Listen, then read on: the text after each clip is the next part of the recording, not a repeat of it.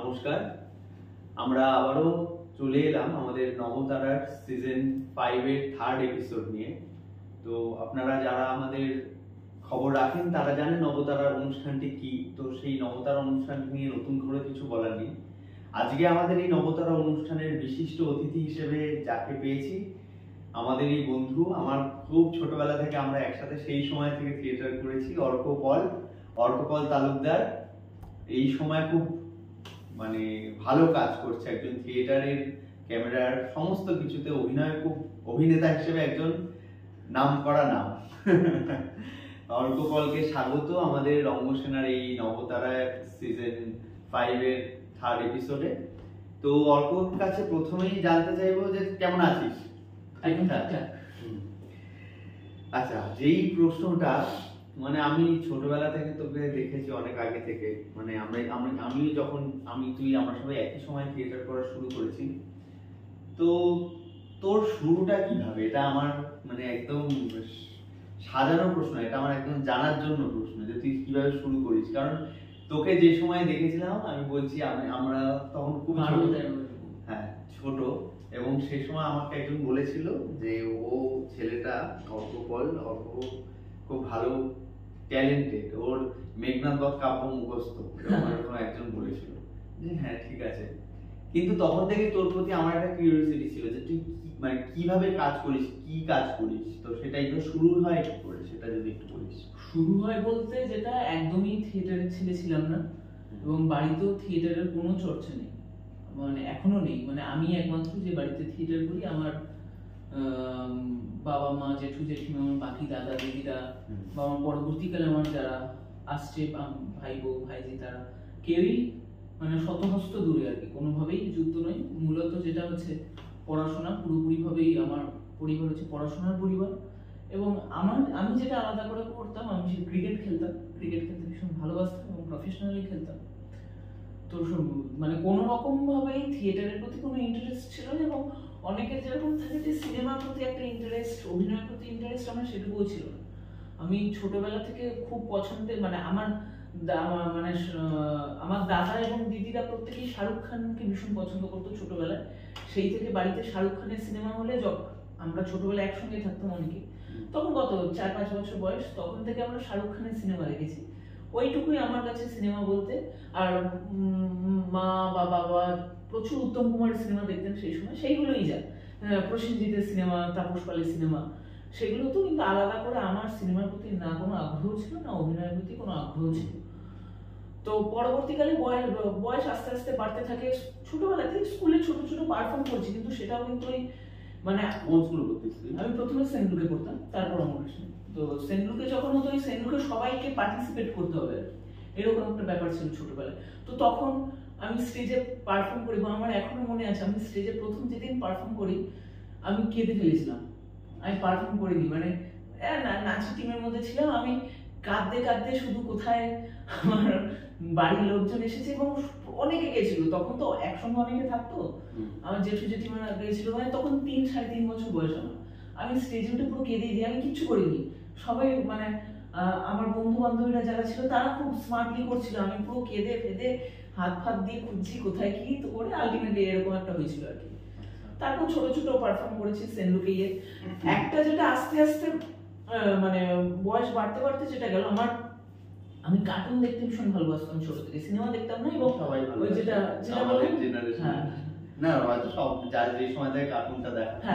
একদমই তাই, কার্টুন দেখতে ভীষণ ভালোবাসতাম। খেলা তো আমার খুবই ছোট বয়স, আমি ছোট বয়স থেকে ক্রিকেটের মতো একটা জটিল খেলা বোঝবার ক্ষমতা খুব কম মানুষের থাকে। আমি 4-5 বছর বয়স থেকে ক্রিকেটের অনেক কিছু বুঝতাম আর কি, সেইটা একটা।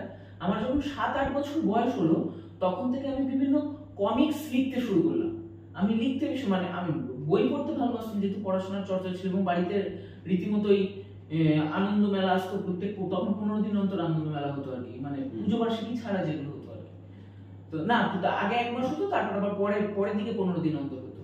তো ওগুলো আমি পড়তাম খুব ছোট থেকে পড়তাম। এবং যেহেতু তখন ইংলিশ মিডিয়াম স্কুল ছিল, আমার বাড়ির থেকে একটা প্রেশার ছিল যে বাংলা খুব ভালো করে পড়তে হবে আর কি, এটা মায়ের প্রেশার ছিল আর কি। তো ওই বাংলা পড়ার জন্য আমাকে ওই খবরের কাগজে রিডিং পড়াতো সকালবেলা, এবং আনন্দ মেলা আমি পড়তাম, এবং আনন্দ মেলা আমার পড়তে ভালো লাগতো। সেইটা একটা, খবরের কাগজ পড়তে অতটা ভালো লাগতো। তো সেইগুলো থেকে আমার লেখার অভ্যেস তৈরি হলো। এবং আমি যখন ক্লাস 3-4 পড়ি তখন থেকে আমি স্কুলে একটা করে ক্লাস হতো, গল্প বলার ক্লাস, সেইখানে আমি আর কি গল্প বলতাম আর কি। মানে একটা করে পিরিয়ড থাকতো, সেখানে কে কি তার অ্যাক্টিভিটি দেখাতে পারবে আলাদা করে। তখন আমি স্কুলে ডাকা হতো এবং আমি প্রচন্ড দুষ্টুমি করতাম, দুষ্টু ছেলে ছিলাম। এবং সবার আগে স্যার এসে যেটা করতো আমাকে দিয়ে গল্প বলাতে শুরু করিয়ে দিত। তো ওই যে আমি জানি যে আমাকে প্রত্যেক সপ্তাহে একটা করে গিয়ে গল্প বলতে হবে, সেই জন্য আমি ক্লাস যখন 3-4 পড়ি তখন তার আগের থেকে আমি লিখছি, তখন থেকে আমার একটা, এবং সব নিজের লেখা আর কি। তো সেই রকম ভাবে শুরু হলো। এবং তখনও কিন্তু আমার কোনোদিনই অভিনয়ের প্রতি কোনো ইন্টারেস্ট জন্মেনি। পরবর্তীকালে যখন অমর কৃষ্ণে আসি, অমর কৃষ্ণে আসার পর যা হয় মানে বাঙালি জল পেটে পড়লো আর কি।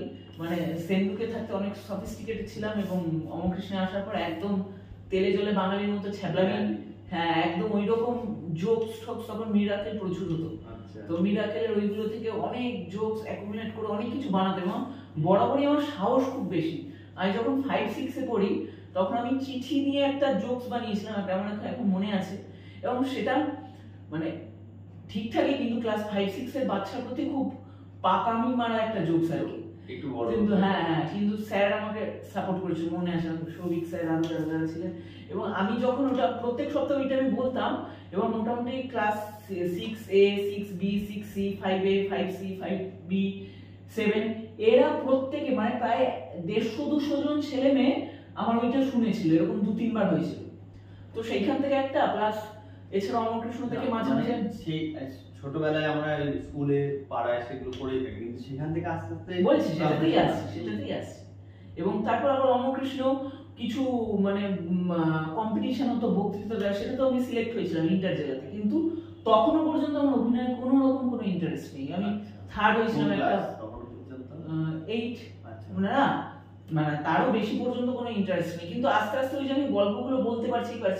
এবং তখন আস্তে আস্তে সিনেমা দেখার অভ্যেস বাড়ছে। থিয়েটার তখনও দেখি না, তখন দেবের সিনেমা দেখছি, জিতের সিনেমা দেখছি, ভালো লাগছে।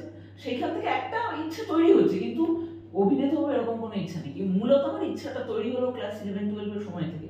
খেলাটা যখন ছেড়ে দিলাম আর কি, ওই সময় খেলাটা ছেড়ে দিলাম, কিছু একটা করতে হবে। এবং খুবই বোকা কারণ এখন অ্যাকচুয়ালি সেই সময় একটা প্রেমে পড়েছিলাম আর কি। আমি প্রেমটা আমার হলো না, সেইটাতে আমি সিদ্ধান্ত নিই যে আমার না থিয়েটার না, আমাকে অভিনেতা হতে হবে। তার কারণ কি, আমি আমি বরাবরই মনে করতাম আমাকে দেখতে ভীষণ বাজে, এই জন্য আমাকে কেউ পাত্তা দেবে না। মানে এখন আর দরকার পড়ে না খুব একটা আর কি। তো দেখতে বরাবরই খুব বাজে, তো সেইটা একটা ফ্রাস্ট্রেশন ছোট থেকে যা হয়, যে আমি দেখতে বাজে বলেই আমায় পাত্তা দেয়নি।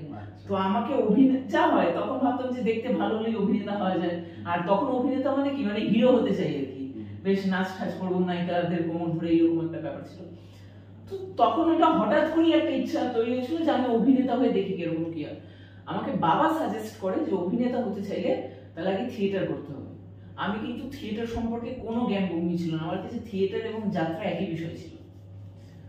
তো যাই হোক, সেইভাবে বাবার সাজেশনে আমি থিয়েটার দলে যাই। আমার এখনো মনে আছে, আমি প্রথম গেছিলাম বৈদ্যনাথ জেঠুর কাছে, মিনিমাই মাইমে। তো সেখানে মানে তো কিছুই নেই, সেখানে মাইম শিখেছিলাম কয়েকদিন। এবং ইন দ্য মিন টাইম আমার বাড়িরই একজন আত্মীয়, মানে আমার দিদির শাশুড়ি সীমা মুখার্জি, তখন এতটাই ছোট, তখন কলকাতায় যাতায়াত করা সম্ভব ছিল না। পরবর্তীকালে আমি রক গ্রুপে জয়েন করি। তার আগে আমি নৈহাটির প্রচুর দলে ঘুরেছি, কেউ আমাকে নেয়নি, মানে সত্যি বলছি কেউ নেয়নি। তো নেয়নি মানে আমি না যেখানে যেতাম সত্যি বলে দিতাম আর কি। আমাকে এরকম অনেক জায়গাতে গেছি, আমি নাম বলছি না সেই দলগুলো গেছে, আমাকে জিজ্ঞেস করা হয়েছে যে কেন অভিনেতা হতে চাও, আমি বলে দিয়েছি আমি সিনেমা করতে চাই, সিনেমায় অভিনয় করতে চাই।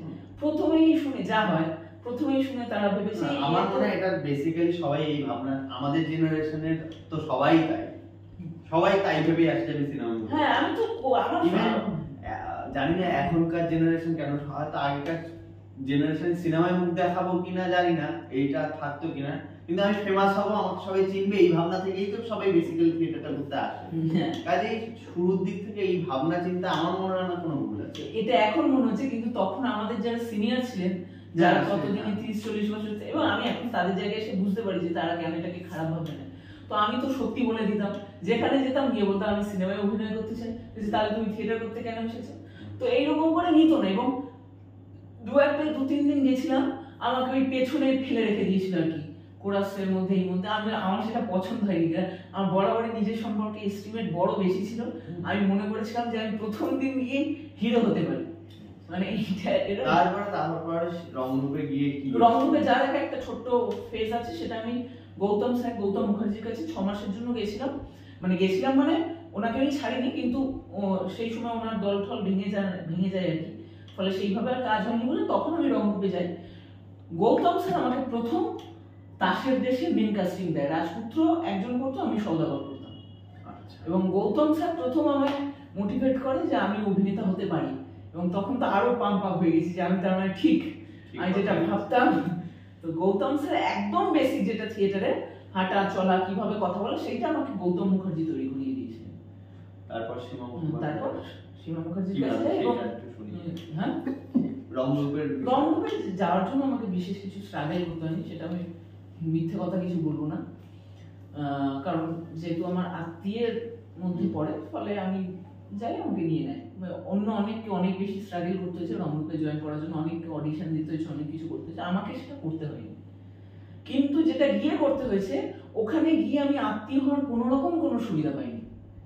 এবং এইটা হচ্ছে উনি মানে রংরূপে থাকাকালীন সব থেকে বেশি বকা আমি খেতাম, ভুল করে, মানে আমি যদি 10% ভুল খেতাম, 100% বকাটা আমি খেতাম।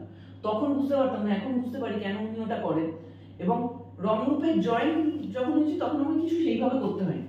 হ্যাঁ, একটা মিনিমাম কি পড়তে পারি না পারি সেগুলো নিয়ে একটা দেখেছিল, এবং যেহেতু তার আগে আমি মোটামুটি 1 বছর মতো একটা থিয়েটার করেছি, 1.5 বছর মতো একটা থিয়েটার করেছি, সেগুলো একটা প্রিপারেশন নৈহাটি যাত্রীকে ততক্ষণে শুরু করে দিয়েছি, হয়তো না যাত্রীকে রংরূপে জয়েনের পরে শুরু করেছি। আচ্ছা, যাত্রীকে পরে তো নৈহাটিতে কেউ নিচ্ছে না সব বলেছে এসে।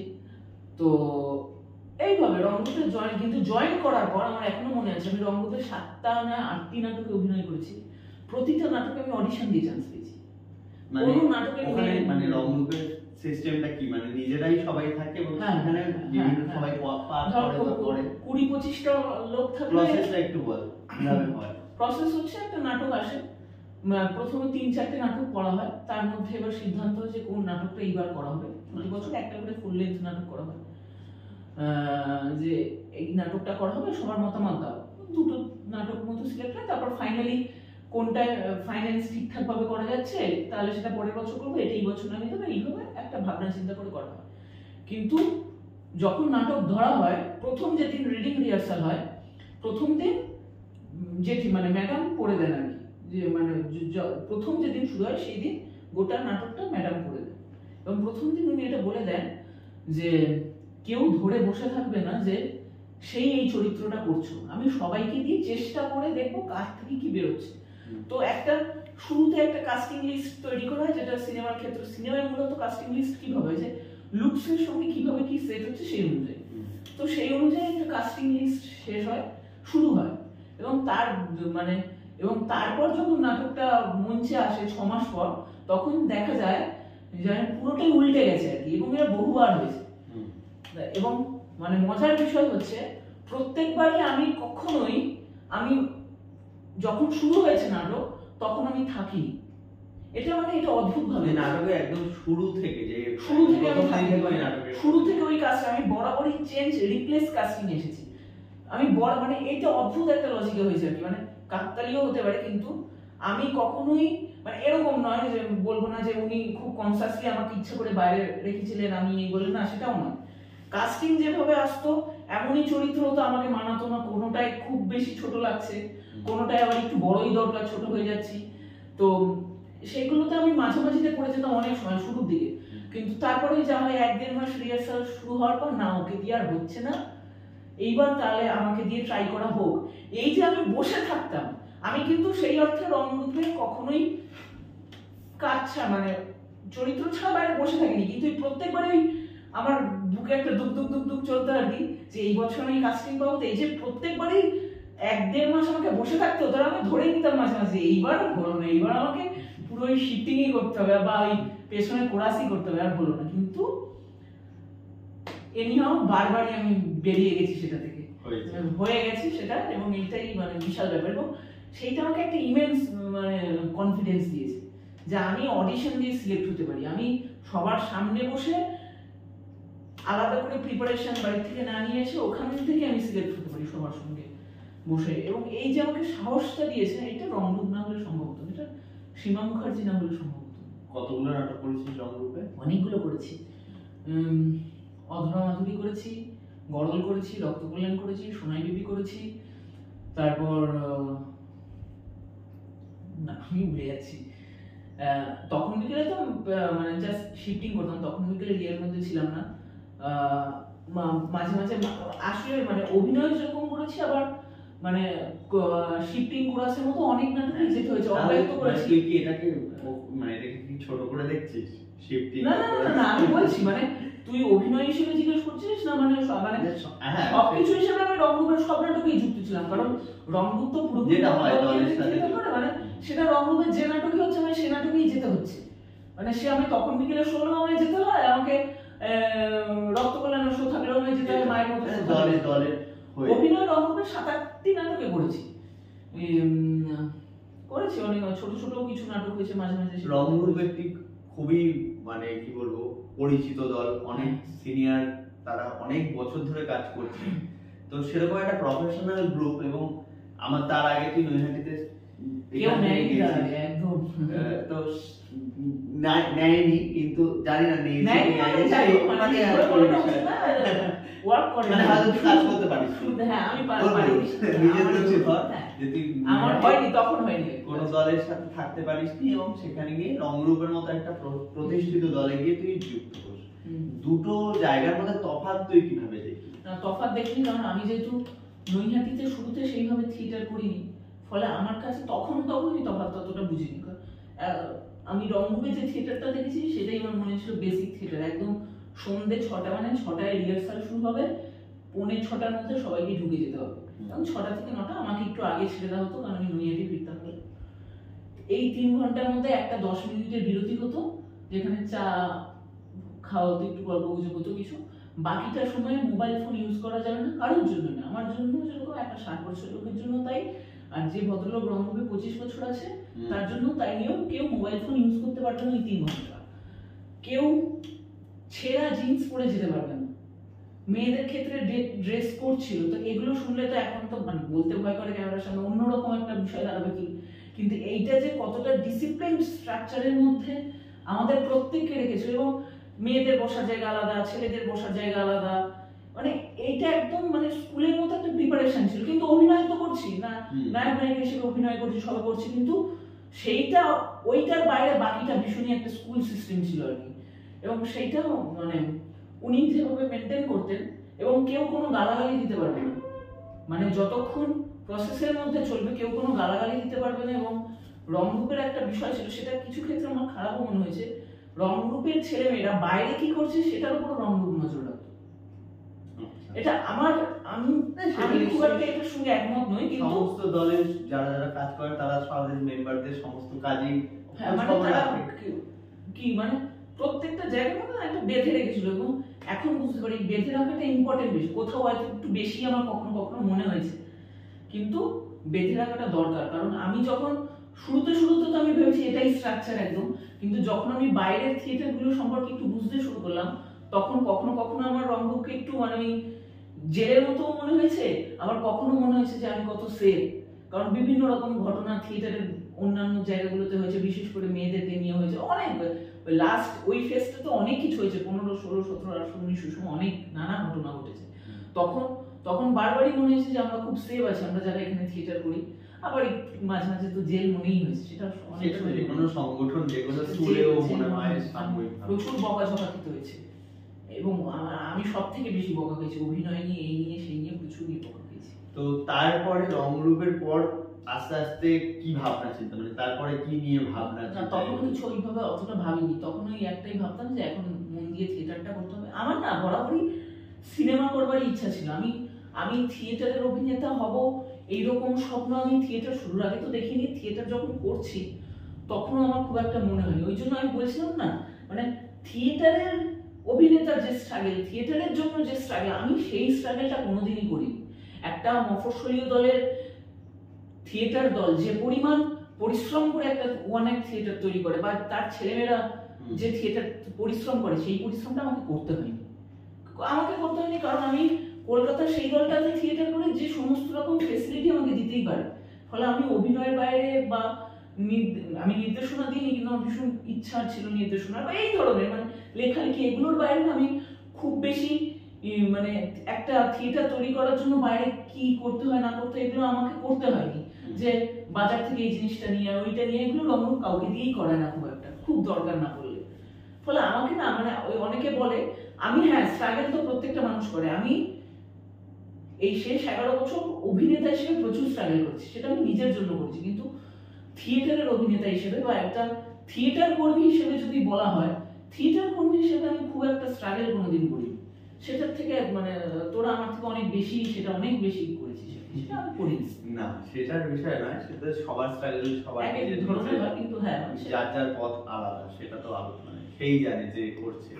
তো তারপরে রংরূপের পর তুই বর্তমানে এখন অনেকগুলো দলের সঙ্গে কাজ করিস এবং অনেক ধরনের কাজ। আমি একটু মানে একটু যদি বলিস কাদের কাদের মানে কোন কোন দলের সঙ্গে তুই এখন যুক্ত, এবং সেখানে সমস্ত দল যেহেতু আলাদা, সেখানে তোর প্রতিটা দলকে তুই কিভাবে দেখিস, মানে তাদের কাজের ধরনকে তোর কি মনে হয়, বা সেটা তোকে অভিনেতা হিসেবে কতটা সাহায্য করে বা অসুবিধা করে সেটাও জানতে চাইবো। এখানে দুটো তিনটে ব্যাপার আছে। আমি রংরূপ কোনোদিন ছাড়বো সেটা ভাবিনি। রংরূপ ছাড়লে আমার সঙ্গে রংরূপের কিছু মনোমালিন্য তৈরি হয়, যেটা সব জায়গাতেই হয়, সব দিন কাজ হয়। এবং একটু মানে হটকারী সিদ্ধান্ত নিয়েই ছেড়েছি। যখন রংরূপ ছাড়ি তখন আমি সিদ্ধান্ত নিই যে আমি 10 জায়গায় কাজ করবো, এবং তার আগেও যখন রংরূপে ছিলাম আমি কোনোদিনই ভাবিনি যে আমি ফ্রিল্যান্স অ্যাক্টর হবো থিয়েটার। আমি বরাবরই বললাম যে আমার বরাবরই সিনেমায় অভিনেতা হওয়ার ইচ্ছে ছিল, এবং রংরূপে থাকাকালীন তুমি বাইরে অন্য কোনো থিয়েটার দল অভিনয় করতে পারবে না, কিন্তু তুমি সিনেমায় সুযোগ পেলে করতে পারবে, সেই নিয়ম আছে। ফলে আমার সেইটার জন্য কোনো বাধা হয়নি। কিন্তু আমার যেহেতু রংরূপে একটা আস্তে আস্তে একটা সমস্যা তৈরি হচ্ছিল, বিভিন্ন রকম হয়, সব জায়গাতেই হয়, সেটার আমি এখানে ডিটেলসে কিছু বলবো না। তো সেটার জন্য একটু হটকারী সিদ্ধান্ত নিয়ে রংরূপ ছেড়ে দিই। তো যখন ছাড়ি তখন তো মনে হয়েছিল যে থিয়েটার একদম হয়ে গেল আমার, শেষ, দ্য এন্ড। কিন্তু ওই বরাবরই না লাখ খুব ফেভার করেছে আমাকে। রংরূপ ঠিক ছাড়ার আগে আমি সুপ্রিয়দার দলে একটি কাজ পাই, আমাদের মদনপুরের সুপ্রিয়দা, ওটা আমার প্রথম অর্থের বিনিময়ে অভিনয় করে, ওই জন্য আমি নামটা বললাম, ফুটবল বলে একটি নাটকে অভিনয় করি। তার আগে কোনোদিন মানে ওইটা বলা ভুল, মাঝখানে আমি একটা কোহিনুর বলে একটা বড় থিয়েটার করেছিলাম, সৌরেন্দ্র দাস, সৌমজিৎ দাদের সঙ্গে একটা ব্রডওয়ে থিয়েটার করেছিলাম। কিন্তু ওই থিয়েটারের ফ্রিল্যান্স অ্যাক্টর হিসেবে শুরু হচ্ছে আমার অর্থ নিয়ে অভিনয়, সেটা হচ্ছে সুপ্রিয়দার দলে ফুটবল। ওই চরিত্রে অভিনয় করার পর আমাকে সঞ্জয় আচার্যদা ডাকে বনবিবির পাঁচালী করার জন্য, তখনও রংরূপে আছে, নৈহাটি সময় হয়েছে এটা। তো ওইভাবে আমার বাইরে টুকটুক করে কাজ করা শুরু।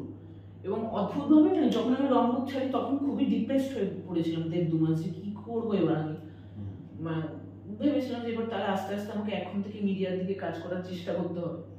কিন্তু যাই হোক, ভাগ্য খুবই সঙ্গ দিয়েছিল সেই সময়টা। মানে তখন না পরপর আমার কাছে কাজও চলে আসে। আমি যে খুব একটা মানে হয়ে কিছু করতে হয়নি সেইভাবে। ওই বনবিবির পাঁচালী করি, তারপর আরো মানে অনেকগুলো কাজ করেছি। ওই 5-6 মাস আমি প্রায় 10-12টা দলে তখনই অভিনয় করেছি, বহু অভিনয় করেছি, এবং অনেকগুলো নাটকে করেছি। তারপর তো আরো কিছু নাটক হয়, যে নাটকগুলোর নাম অনেকে জেনেছে, করেছে এইভাবে। আরেকটা কি বলি, যে কিভাবে অ্যাডজাস্ট করেছি। সব দলের তো নিজস্ব পদ্ধতি আছে, তো সমস্ত পদ্ধতি কি মানে তোকে অভিনেতা হিসেবে কোথাও সাহায্য করেছে, বা তুই কোনো অসুবিধা হয়েছে কিনা? অসুবিধাও হয়েছে আর সাহায্য করেছে। অসুবিধা হয়েছে কি, প্রত্যেকটা ডিরেক্টরের আলাদা আলাদা পদ্ধতি ছিল, সেইটার সঙ্গে তো নিজেকে অ্যাডজাস্ট করতেই হবে। যখন তুমি একজন ফ্রিল্যান্সার হিসেবে নিজেকে এস্টাবলিশ করতে চাইছো, মূলত অভিনেতা হিসেবে, তখন তো তোমাকে অ্যাডজাস্ট করতেই হবে। ফ্রিল্যান্স ডিরেক্টর বিভিন্ন জায়গায় বিভিন্ন পদ্ধতিতে কাজ করতে পারে, কিন্তু যখনই তুমি অভিনেতা হচ্ছ তখনই তুমি কারুর না কারুর নির্দেশে কাজ করতে বাধ্য। আমাকে নির্দেশকের নির্দেশ যেরকম শুনতে হয়, আমাকে একজন সেট ডিজাইনারের নির্দেশও শুনতে হয়, আমাকে একজন লাইট ডিজাইনারের নির্দেশও শুনতে হয়। এই অ্যাডজাস্ট করার ক্ষমতা তো তোমাকে রাখতেই হবে। এবার সেখানে খুব ভালো মানে একটা মানে মহিরূপ মানুষের সঙ্গেও যেরকম কাজ করেছি, তেমনি আবার কাজ করতে গিয়ে মনেই হয়েছে যে এখান থেকে আমার পাওয়ার কিছু নেই, শিক্ষার কিছুই নেই, সেখানে আমি মুখ বন্ধ করেই কাজ করছি। ওটা তো অ্যাডজাস্ট মানে জায়গাতে তো সেই ভালো খারাপ থাকবেই, সেগুলো মানে ওইটা অ্যাডজাস্টমেন্ট তো সমস্ত জায়গাতে করতেই হবে। তো সেটা মানে আমি তো ওই যে সময় থেকে দেখেছি বা তোকে যারা আরো চেনে থিয়েটারে, তারা মোটামুটি জানে যে তুই খুব স্পষ্টবাদী, বা তোর যেটা মনে হচ্ছে তুই সেটা সবসময় এখনো তার জন্য নানা রকম সমস্যা হয়তো পড়তে হয় বা অনেকে নানা রকম ভাবে। সেই বিষয়গুলো নিয়ে আমি পরে আলোচনা করবো। তার আগে আমি জানবো যে থিয়েটার থেকে, থিয়েটারে আসার আগে থেকে তোর ভাবনা চিন্তা ছিল যে মিডিয়ায় কাজ করবি বা ক্যামেরার সামনে কাজ করবি, তো ফাইনালি সেটা শুরু কিভাবে হলো, কবে থেকে হলো, কোন পথে হলো? কোন পথে? ওই থিয়েটার থেকেই হয়েছে, যা কিছু হচ্ছে সব থিয়েটার থেকেই। থিয়েটারের অভিনয় থেকেই আমাকে টুকটুক টুকটুক করে আমি 2-3টে শর্ট ফিল্মের ডাক পাই। সেখানে ওই ডিরেক্টররা দেখতে আসেন এবং সেখান থেকে ডাকেন এবং এসআরএফটি এর কিছু কাজ করেছি টুকটুক টুকটুক। ওই থিয়েটারের সূত্রে না বন্ধুত্ব তৈরি হয়েছে অনেকের সঙ্গে, যারা সিনেমা বানায় বা বানাচ্ছে, পড়াশোনা করছে সেটা নিয়ে। তাদের কারোর কারোর মনে হয়েছে যে আমি খুব ভালো অভিনেতা, বন্ধুত্ব তৈরি হয়েছে। ফলে সেইখান থেকে সেইভাবে কাজ হয়েছে। যে কটা কাজ পেয়েছি আমি কিন্তু সবটাই থিয়েটারের অভিনয় সূত্র দিয়ে, তারা থিয়েটার দেখতে এসেছে এবং সেইভাবে পেয়েছি। আমি আজ পর্যন্ত কোথাও ফটো নিয়ে কোনো জায়গায় যাই, এখনো পর্যন্ত কোথাও ফটো নিয়ে আমি যাইনি। এবং আমি থিয়েটারে অনেকগুলো, এটা আমি মিস করে গেলাম, আমি যে থিয়েটারে এতগুলো জায়গায় কাজ পেয়েছি, আমায় তো শুরুতে কেউ চিনতো না। আমি কিন্তু বহু দলে অডিশন দিয়ে কাজ পেয়েছি। ওই সময় একটু আমায় সেইভাবে কেউ চিনতোই না, তারা কেন আমাকে বড় বড় কাজ কিনবে। তো ওইটাও আমি লাস্ট 1-1.5 বছর চ্যালেঞ্জ নিয়েছি। আমি বলতামই যে আপনারা আমাকে দেখতে চাইলে দেখে নিন 2-3 দিন, আপনাদের যদি মনে হয় যে আমাকে দিয়ে এই চরিত্রটি হতে পারে, তারপর আমি পয়সা করি নিয়ে কথা বলবো। আগে আমি আপনাদের মনে হয় কিনা আমি করতে পারি কিনা। তো আমি কিন্তু এরকম বেশ কিছু নাটকে সরাসরি সুযোগ পেয়েছি, অডিশন দিয়ে সুযোগ পেয়েছি। কিন্তু ওই শর্ট ফিল্মসগুলো যখন করতাম তখন আমাকে আলাদা করে অডিশন দিতে হয়নি, কারণ আমাকে ম্যাক্সিমাম জায়গায় ডেকেই নিয়ে গেছে কাজ করানোর জন্য। তো সেইভাবে করতাম টুকটুক টুকটুক করে, সেইভাবে আর কি থিয়েটারের পাশাপাশি সেটা শুরু। না মানে তারপরে সেই জার্নিটা বা সেই দুনিয়াটা, এতদিন শুধু থিয়েটারের বিষয়গুলো নিয়ে কিছু করেছি, এইবার হ্যাঁ সেই দিকটা কিরকম মনে হলো বা কি অভিজ্ঞতা? খুব কঠিন, খুব কঠিন। মানে ধারণাই ছিল আমার বরাবরই যে বিষয়টা খুবই কঠিন বিষয়। এবং লাস্ট 1-1.5 বছরে একটু মিডিয়ার দিকে কাজটাই আমার বেড়েছে এবং সেইটা করতে গিয়ে যেটা বুঝতে পারছি খুবই কঠিন। মানে থিয়েটারের মতো করে কঠিন, আর সিনেমা বা সিরিয়াল তার মতো করে কঠিন। হ্যাঁ, হেক্টেক কাজ। এবং মানে অভিনয় ওইভাবে বদলে যায় না। ঠিক অভিনয়টা তো সব জায়গাতেই ঠিক অভিনয়, কিন্তু ওই কিছু গ্রামাটিক্যাল পার্থক্য আছে এবং সেটা হিউজ পার্থক্য। সেটা ধরতে না পারলে খুবই সমস্যার বিষয়। এবং প্রফেশনাল দুনিয়াতেও তো টাইম নেই তোমাকে শেখানোর জন্য, তোমাকে তাড়াতাড়ি ধরে নিতে হবে। সেই সমস্যাগুলোর মধ্যে দিয়ে যাচ্ছি আমি। তো আশা করছি যত তাড়াতাড়ি শিখে নিতে পারবো তত ইয়ে হবে। না মানে আমি বলছি যে তাহলে থিয়েটার বা এখন যে ক্যামেরার কাজগুলো করছিস, সিরিয়ালের কাজ করছিস, সমস্ত কিছু নিয়ে এতগুলো বছর হয়ে গেল, কিন্তু অনেক মানে যেটা হয় মানে আমাদের নৈহাটির মধ্যে হয়তো তোকে অনেকে সেই অর্থে চেনে না। নৈহাটিতে তো কাজ মূলত কি বলার আছে? কিছু বলার নেই, কে ছিল না ছিল সেটার জন্য। বা তুই হয়তো নিজের অতটা প্রচার করিস না, মানে নিজের কাজগুলো। না আমি তো তাও এখন লাস্ট 1-1.5 বছর ধরে নাটকের প্রচুর প্রচার করি। আমি রংরূপে থাকাকালীন তো অত প্রচারই করতাম না, সেটাও কিন্তু কিছুটা রংরূপের জন্য আর কি। এটা ম্যাডাম পছন্দ করতেন না আর কি, এত প্রচার করা, এত এই ডিবি বদলে দেওয়া নাটকের ফটো দিয়ে। ওগুলো উনি বলতেন যে আমি যদি ভালো কাজ করি মানুষ ঠিকই আমাকে দেখতে আসবেন।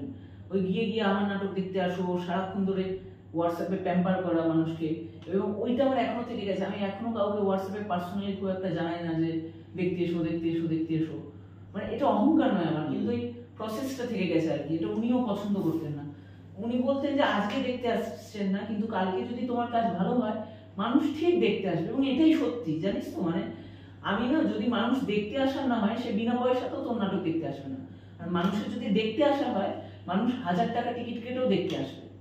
তো ওই জিনিসটা, ফলে ওইটা আমি খুব একটা এখন তাও করতে, কারণ বিভিন্ন দলে কাজ করি, তাদের নাটকগুলোরও প্রচার করা আমার একটা দায়িত্ব। এবং আমি তাদের সঙ্গে অর্থের বিনিময়ে কাজ করি, ফলে আমার ফেসবুক প্রচার থেকে যদি আরো 2টো লোক আসে বেশি, তাহলে সেখানে হেল্প হবে তাদের। সেক্ষেত্রে তো সেটা এখন করি আর কি। আর একটা কথা মনে পড়লো, যে তুই এতটাই প্রচার কম করিস, তার জন্য হয়তো আমরাও মানে জান 2019 সালে সবাই বিভিন্ন কাজ করেছে। তখন এনএসডি ন্যাশনাল স্কুল অফ ড্রামায় যে ভারত রং মহোৎসবটা হয়, হ্যাঁ সেটা ভারত রং মহোৎসব অলিম্পিক বা থিয়েটার অলিম্পিক এরকম দুটোতেই একটা গেছি। নামে হয়েছিল। না, আমি মানে এনএসডি যেটা সেটা তো হচ্ছে, হ্যাঁ। অলিম্পিয়াড যেটা হয়েছে সেটা তো হ্যাঁ, গেছি। তো সেখানে গিয়ে দেখলাম যে আমরা এবছর গিয়েছিলাম এবং গিয়ে দেখছিলাম ব্রোশিওর গুলো। তো সেখানে হঠাৎ করে দেখতে পেলাম সেই 2019 সালের বছরটার মধ্যেই আমাদের এখন চেনা পরিচিত এত মানুষদের মুখ, এবং সেখানে তোকেও দেখতে পেলাম ওদের ব্রোশিওরে তোর একটি ছবি, মানে যেটা রয়েছে নাটকের। তো সেটা তো আমার কাছে খুব হিংসে হয়েছে ওইটুকু সময় ওইখানে মনেছে যে বা অর্ক পরের একটা ছবি ভালো। সেই এক্সপিরিয়েন্সটা কিরকম সেটা কি? দুরন্ত, ওই প্রথম বলে না, প্রথম এক্সপিরিয়েন্স সবকিছুই ভালো হয় না, প্রথম প্রেমও ভোলা যায় না, তেমনি ভাবে সবকিছুই। আমি বলছি তো, থিয়েটারে যেদিন আমি প্রথম বড় চরিত্র করি সেটাও আমার কাছে একটা বিশাল প্রাপ্তি ছিল।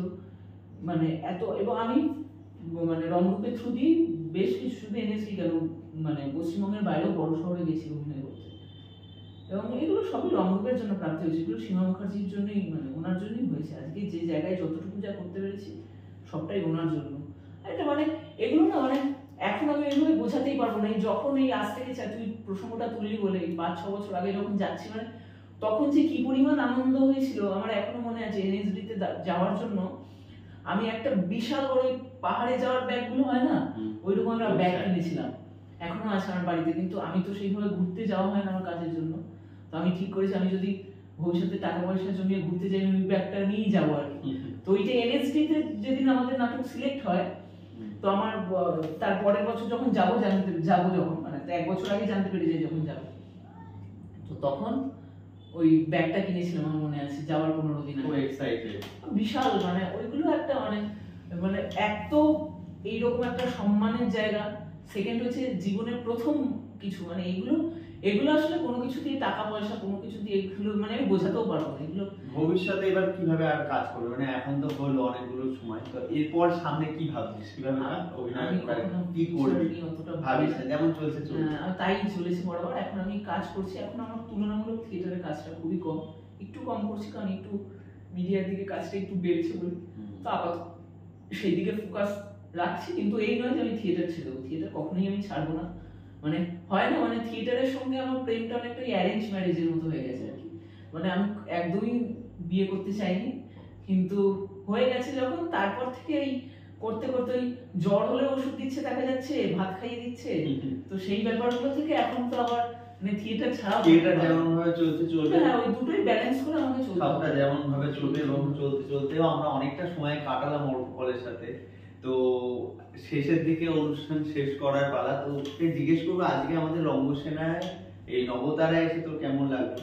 আমার তো ভীষণ ভীষণ ভালো লাগছে। মানে দীপ আমার ছোটবেলার বন্ধু, এবং একসঙ্গে আমাদের থিয়েটার শুরু, এবং ও ভীষণ ভালো কাজ করে। ও তো, আমি যেটা বারবার ধরে বললাম, আমার থেকে অনেক বেশি ভালো থিয়েটার কর্মী আর কি। ও নিজের নির্দেশনার কাজ করে, নিজের দল চালায়, তো আমার থেকেও থিয়েটার কর্মী হিসেবে অনেক বেশি এগিয়ে আছে আর কি।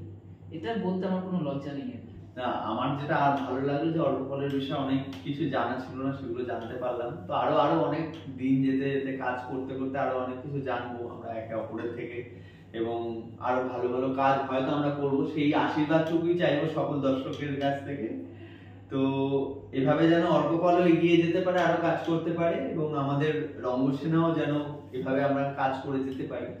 তো বিশেষ কিছুই আর বলার নেই। তো কি শেষ করার আগে তোকে বলবো যে এখন যারা নতুন থিয়েটারে হোক বা অভিনয় করতে আসবে, ক্যামেরার কাজ হোক, তাদের জন্য কি বার্তা দিবি, এবং সেই বার্তা দিয়ে আমাদের আজকে বার্তা দেবার কিছু নেই।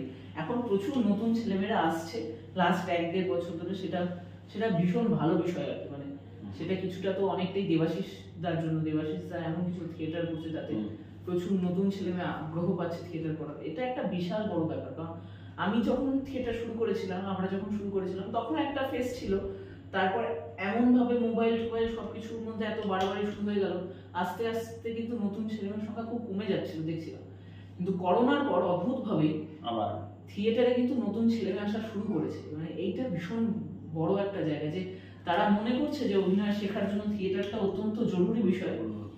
বিভিন্ন কলেজে খুব ভালো করে এখন থিয়েটারের জন্য একটা আলাদা প্রিপারেশন নেওয়া হচ্ছে, প্রচুর ছেলে। মানে মানে অবাক লাগছে যে অনেকেই হয়তো যারা থিয়েটার করে না, এরকম বহু ছেলে মেয়ে তারা রীতিমতো প্রতিদিন একাডেমিতে থিয়েটার দেখতে যায়।